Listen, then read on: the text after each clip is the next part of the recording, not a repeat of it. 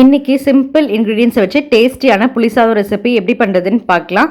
So பசங்களுக்குலாம் exam முடிஞ்சு leave விட்டுட்டாங்க. ஸோ நானும் பசங்களாம் அம்மா வீட்டுக்கு வந்திருக்கோம். அம்மா வீட்டில் பசங்களுக்கு பிடிச்ச மாதிரி புளிசாதம் செய்யலான்னு சொல்லிட்டு அம்மா சொன்னாங்க. ஸோ அதனால விறகு அடுப்பில் பசங்களுக்கு பிடிச்ச மாதிரி குட்டி குட்டி பாத்திரத்தில் இந்த புளிசாதம் வந்து செஞ்சுருக்கோம். ஸோ வீடியோவை ஸ்கிப் பண்ணாமல் ஃபுல்லாக பாருங்கள் ஃப்ரெண்ட்ஸ். நல்லா டேஸ்டியான புளிசாதம் சிம்பிள் இன்க்ரீடியன்ஸை வச்சு எப்படி பண்ணுறதுன்னு பார்க்கலாம். பசங்களுக்கு ரொம்ப ரொம்ப பிடிச்சிருந்தது. எப்போவுமே ஃபோன் டிவி கொடுக்காம இந்த மாதிரி குட்டி குட்டி ஆக்டிவிட்டீஸ் மூலமாக நம்ம சொல்லி கொடுத்தோம் அப்படின்னா பசங்களும் வந்து அந்த ஃபோன் டிவி அடிக்ட் ஆகாமல் இருப்பாங்க. இப்போ பாருங்கள், விறகடுப்பில் இந்த மாதிரி குட்டி பாத்திரம் வச்சு அதில் வந்து ரைஸ் ஊற வச்சு இந்த மாதிரி சமைச்சோம். இது வந்து பார்த்திங்கன்னா இந்த விறகு குட்டி குட்டி அந்த காஞ்ச கட்டெல்லாம் இருக்குது பார்த்திங்களா, அதெல்லாம் வச்சு ஒரு கருப்பரை வச்சு பற்ற வச்சு டக்குன்னு பற்றிக்கும். ஸோ அந்த மாதிரி நம்ம அடுப்பில் வந்து எரி போட்டுகிட்டே இருந்து மேலே வந்து நல்லா வந்து கொதிக்கும் போது கொஞ்ச நேரத்தில் வந்து நல்லா வெந்து வந்துடும். ஸோ இது வந்து பார்த்திங்கன்னா சாப்பாடு வந்து புளிசாதம் செய்யலாம் அப்படின்னு ஃபஸ்ட்டு பிளான் பண்ணிவிட்டு இந்த மாதிரி வந்து பண்ணுறோம். ஸோ நடுவில் கொஞ்சம் கலரை விட்டுக்கோங்க. சாப்பாடு நல்லா வெந்து வரணும். இப்போ சாப்பாடு வெந்துடுச்சு. ஸோ அதனால் கஞ்சி தண்ணி வடிகிறதுக்காக அம்மா அந்த மாதிரி கவுத்து வைக்கிறாங்க. அது கொஞ்சம் நேரம் இருக்கட்டும். ஸோ சைட் பை சைடு அதே அடுப்பில் கடாய் வச்சுட்டு தேவையான அளவுக்கு கடலெண்ணெய் ஆட் பண்ணியிருக்கேன். நீங்கள் நல்லெண்ணெய் கூட தாராளமாக ஆட் பண்ணிக்கோங்க.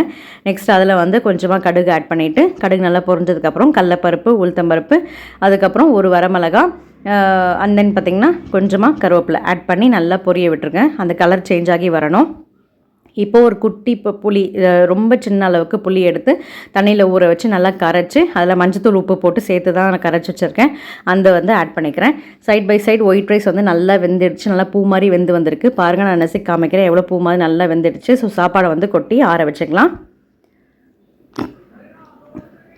இப்போது இந்த புளி கரைச்சல் வந்து நல்லா கொதித்து நல்லா திக்காக சுண்டி வரணும். அது வரைக்கும் நல்லா வந்து கொதிக்க விட்டுறலாம். ஸோ நீங்கள் அந்த கேப்பில் நீங்கள் குட்டி குட்டியாக விறகு வந்து வச்சுக்கிட்டே இருக்கணும். இல்லைனா வந்து உங்களுக்கு டக்குன்னு இந்த ஃபயர் வந்து வராது. அதனால் 3 பக்கமும் வந்து உங்களுக்கு விறகடுப்பு வச்சுட்டே இருந்தால் தான் உங்களுக்கு நல்லா கொதித்து வரும்.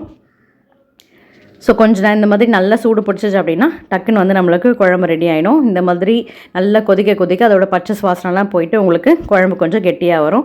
இந்த டைமில் பெருங்காயம் கொஞ்சம் ஆட் பண்ணிக்கோங்க. பச்சை கருவேப்பிலை கொஞ்சம் ஆட் பண்ணி நல்லா மிக்ஸ் பண்ணி விட்டுக்கோங்க.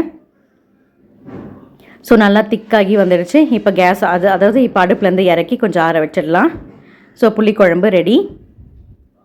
இப்போது நம்ம வேக வச்ச ரைஸை வந்து ஒரு பாத்திரத்தில் கொட்டிக்கலாம். நெக்ஸ்ட் வந்து இந்த புளி கரைச்சலையும் ஆட் பண்ணி நல்லா மிக்ஸ் பண்ணிக்கோங்க.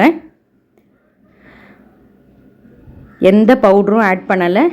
எந்த மசாலா, அதாவது நம்ம புளியோதரை மசாலாலாம் ஆட் பண்ணுவோம் பார்த்திங்களா, புளியோதரை பொடி, அது எதுவுமே ஆட் பண்ணலை. ஜஸ்ட்டு புளி கரைச்சல், அதில் மஞ்சத்தூள், உப்பு போட்டிருக்கோம். அவ்வளோதான் ஃப்ரெண்ட்ஸ். வேறு எதுவுமே இதில் ஆட் பண்ணலை. எப்போ போல் தாளிப்பு கொடுத்துருக்கோம். ஸோ உப்பு நீங்கள் செக் பண்ணிக்கோங்க. உப்பு கம்மியாக இருந்துச்சு அப்படின்னா நீங்கள் கொஞ்சம் ஆட் பண்ணி நல்லா மிக்ஸ் பண்ணிக்கோங்க. ரொம்ப ரொம்ப டேஸ்டியாக இருக்கும். சட்டுன்னு இந்த ரெசிபி வந்து செஞ்சிடலாம். எல்லாருக்குமே ரொம்ப ரொம்ப பிடிக்கும். இந்த வீடியோ பிடிச்சிருந்தால் லைக் பண்ணுங்கள், சப்ஸ்கிரைப் பண்ணுங்கள், கீழே எஸ்ன்னு கமெண்ட் பண்ணுங்கள். தேங்க்ஸ் ஃபார் வாட்சிங். பாய்.